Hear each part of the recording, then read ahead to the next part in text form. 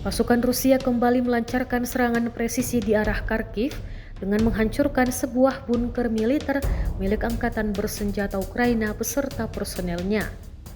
Serangan ini terekam dalam video dramatis yang diunggah di Telegram Senin 4 Agustus 2025.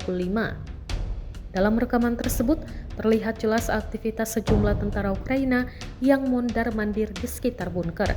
Pasukan Rusia dilaporkan terlebih dahulu memantau pergerakan tersebut melalui drone pengintai sebelum akhirnya melancarkan serangan mematikan. Ledakan besar menghantam langsung bunker tersebut, menyebabkan kehancuran total dan asap tebal membumbung dari lokasi. Personel Ukraina yang berada di dalam maupun sekitar bunker diduga menjadi korban dalam serangan itu. Aksi ini merupakan bagian dari upaya sistematis militer Rusia untuk melumpuhkan titik-titik pertahanan dan logistik musuh di sektor laut. Belum ada tanggapan resmi dari pihak Ukraina terkait jumlah korban atau kerusakan akibat serangan tersebut.